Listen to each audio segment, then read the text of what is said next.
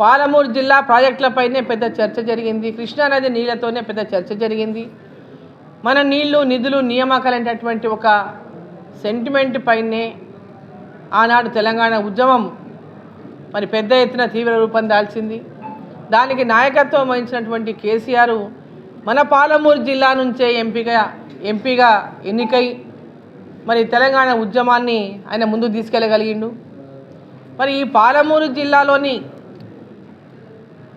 ఈ ప్రాజెక్టులను వారి రాజకీయ అవసరాలకే వాడుకుంటున్నారు తప్ప కేవలం డైలాగులతోనే పాలమూరు జిల్లా ప్రజలను తృప్తిపరిచేటటువంటి ప్రయత్నం చేస్తుందనే తప్ప పాలమూరు జిల్లా రైతాంగానికి గతంలో బీఆర్ఎస్ పార్టీ 10 సంవత్సరాల అధికారంలో ఉండి కూడా ఏ అయితే ప్రాజెక్టులు నెట్టెంపాడు కావచ్చు, కల్వకుర్తి కావచ్చు, భీమా కావచ్చు, కోయిల్ సాగర్ కావచ్చు, ఆర్డిఎస్ ప్రాజెక్టు కావచ్చు, వీటన్నిటిపైన కూడా ఆ పార్టీ చిత్తశుద్ధి చూపించలేదు. ఆ ముఖ్యమంత్రి గారు ఈనాటి మాజీ ముఖ్యమంత్రి, ఆనాడు ముఖ్యమంత్రి అయినటువంటి కేసీఆర్ గారు దాని మీద దృష్టి సారించలేదు. కేవలం మాటలతోనే కాలం గడిపేశారు.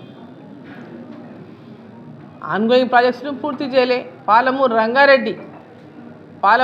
పాలమూరు జిల్లా, కొంత రంగారెడ్డి జిల్లా ప్రాంతము, కొంత దేవరకొండ ప్రాంతము, ఈ పాలమూరు రంగారెడ్డిలో ఆనాడు ప్రతిపాదించారు. 8 లక్షల ఎకరాల నీళ్లు మహబూబ్నగర్ జిల్లాలోని 7 నియోజకవర్గాలకు, మిగతా 2 లక్షల నీళ్లు రంగారెడ్డి, అదేవిధంగా కొంత దేవరకొండకి ఇచ్చేటటువంటి విధంగా ఆనాడు ప్రాజెక్టును రూపొందించారు. కానీ కేసీఆర్ గారు వచ్చిన తర్వాత పాలమూరు రంగారెడ్డిని రూపురేఖలే మార్చేసిండు. జూరాల అప్రోచ్ ఉన్నటువంటి పాలమూరు రంగారెడ్డిని తీసి నార్లాపూల్ అంటే శ్రీశైలం బ్యాక్ వాటర్ దగ్గర దాని అప్రోచ్ని మార్చిండు. ఆనాడే తీవ్రంగా వ్యతిరేకించినాం. దీనివల్ల ప్రాజెక్టు పూర్తి కాదు, కేవలం దీన్ని రాజకీయం కోసం ఉపయోగించుకున్నారు తప్ప దీనికి ఈ ప్రభుత్వానికి చిత్తశుద్ధి లేదని ఆనాడు కూడా మాట్లాడడం జరిగింది.